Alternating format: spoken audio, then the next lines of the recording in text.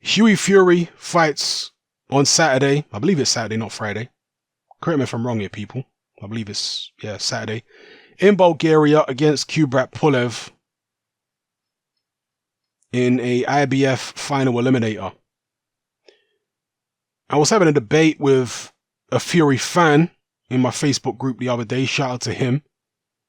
And like many Fury fans, Hughie Fury fans, he was trying to make out as though Hughie is taking a fight here which everyone else was afraid to take. Yeah. Fighting the man everyone else is afraid to fight. And I had to contest that. Nobody is afraid to fight Kubrat Pulev. Let's be real. Dillian Whyte and Jarrell Miller didn't want to go to Bulgaria to fight Pulev. But were they afraid of stepping in the ring with this guy? Look at the guys who Dillian Whyte has fought. He turned down the opportunity to fight Pulev because he was going to get paid like 20% of the purse. Pulev is not a champion. Why is Pulev getting 80% or 70%, whatever it was? It's in the IBF rules, don't get it twisted. I'm not blaming Team Pulev, but I'm saying the IBF rules are really strange where the number one contender can fight the number two contender or whatever, and the number one contender gets 70% or 80%. So Dillian Whyte would have only made, 100 grand, 200 grand to fight Pulev in Bulgaria. The fight's almost certainly going to points unless Dillian Whyte can get him out of there somehow. And is Dillian Whyte going to get the decision? I mean, it's difficult winning the decision against Pulev for two reasons. One, because he's actually a good boxer. And for two, because it's in Bulgaria and Kubrat Pulev, and there are several Bulgarian people that I speak to, and I've been speaking to for years in my boxing group, and they say that Kubrat Pulev is a superstar in Bulgaria. He is a household name in Bulgaria. Everybody knows Kubrat Pulev in Bulgaria. Kubrat Pulev in Bulgaria is like Anthony Joshua in the UK. That's how well known he is. And he's part of a celebrity couple as well, him and his wife or girlfriend, whatever it is. They're some big celebrity couple in Bulgaria. So everybody knows this guy there. If anybody's going to get a favorable decision, it would be somebody like Kubrat Pulev in his home country. Same as it would be for Anthony Joshua in the UK. And so this is the reason that, Dillian Whyte had two options. Fight Kubrat Pulev for 200 grand in Bulgaria, or fight Joseph Parker in London for over $1 million. Joseph Parker arguably is a more dangerous fighter than Kubrat Pulev, who's pushing 40 now. So Dillian Whyte took a more dangerous fight for more money. And it's an IBF eliminator. Well, Dillian Whyte knows that he can get an Anthony Joshua fight anytime he wants anyway.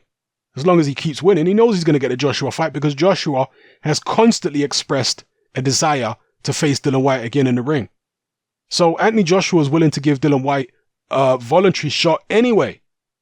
Everybody knows this. Anthony Joshua's made no secret of it. So fighting Pulev in a final eliminator for the IBF is a moot point, really, isn't it? It doesn't matter because he's going to get that shot against Joshua anyway. So he didn't really need to fight Pulev. The money wasn't there. He's in the other guy's backyard. He's a tricky, long-range boxer. The ref in the Chisora fight certainly let Pulev get away with a lot of holding, which Pulev himself said he was guilty of in the fight. You go look at the post-fight interviews. Pulev said, I did too much holding in the Chisora fight.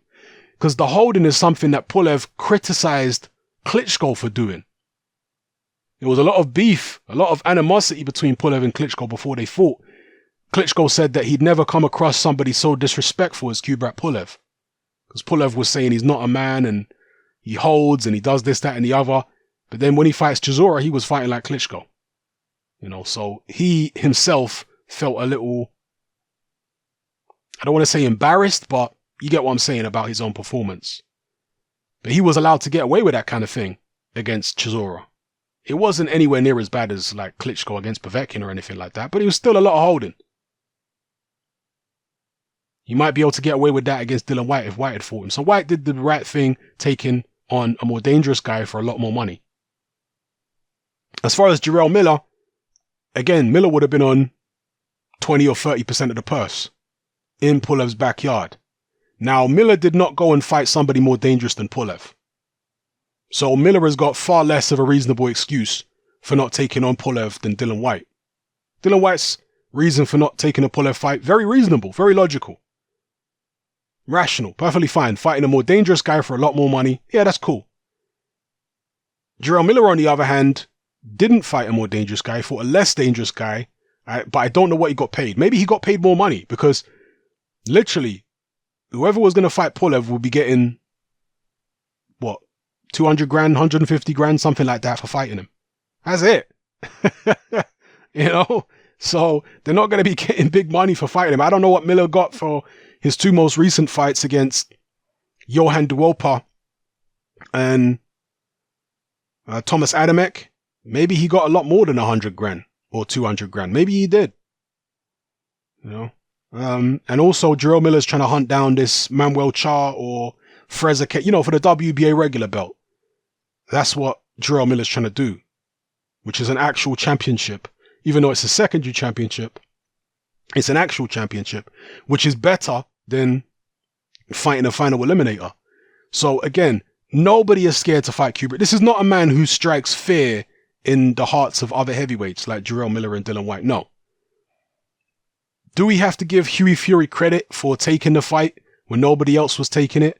Yeah, to some extent we have to give Hughie Fury credit, but let's be clear about why Hughie Fury is taking the fight, because he's got nowhere else to go. Remember, Hughie Fury is a guy who's turned down fights with Anthony Joshua, Deontay Wilder, Dillian Whyte, Joe Joyce.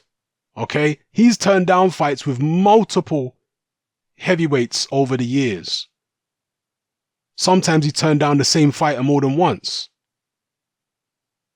So this is not a guy who's just been running through the heavyweight division fighting everybody. No, this is a guy who's turned down a lot of fights.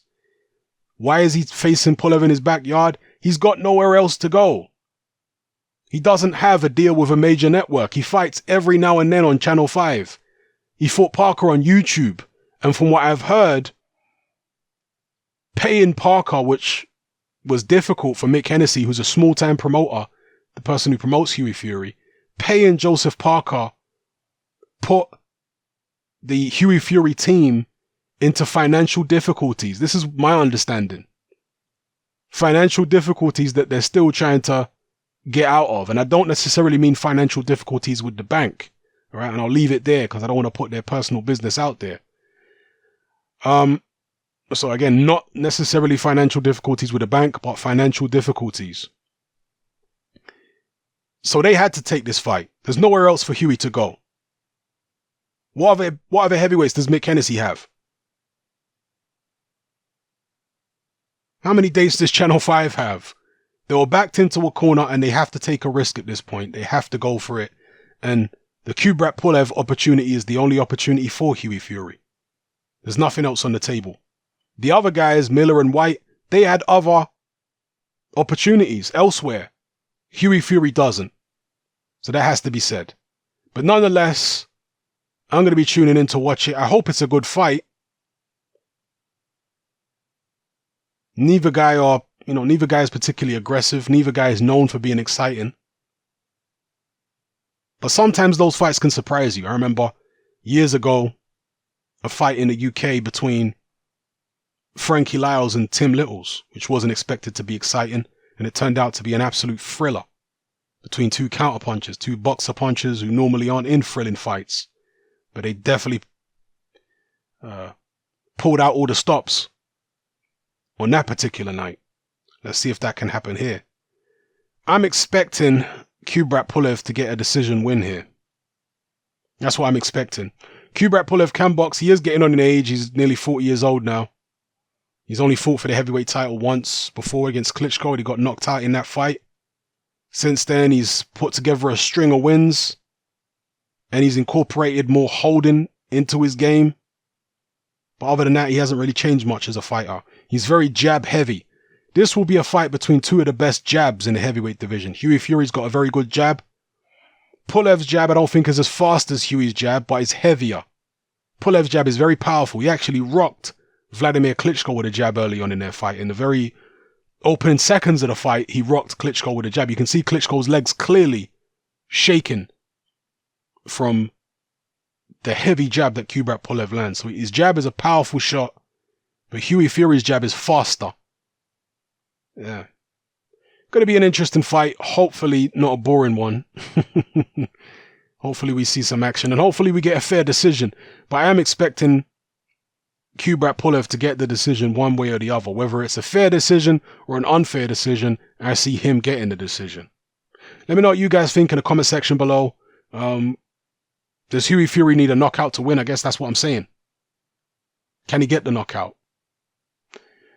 Let me know, people. It's happening. I'm out. Join me on Patreon. I upload a minimum of 2 podcasts every single week, covering a wide variety of controversial topics, as well as live stream Q&A sessions. Take a look on screen right now at some of the podcasts I've produced so far. For just $3 a month, the equivalent of about £2 a month, you get access to all my new podcasts and my entire back catalogue of past podcasts, including my popular Confessions of a Nightclub Bouncer series. You can listen on your computer or on your smartphone or tablet by downloading the Patreon app from the Google Play Store or the App Store for free. The Patreon app also allows you to download each podcast in MP3. For less than the price of a cup of coffee, you get access to dozens of hours of exclusive content. It's easy to sign up, there's no contract, and you can cancel at any time. So come and join our community of free and critical thinkers by signing up with me here on Patreon today.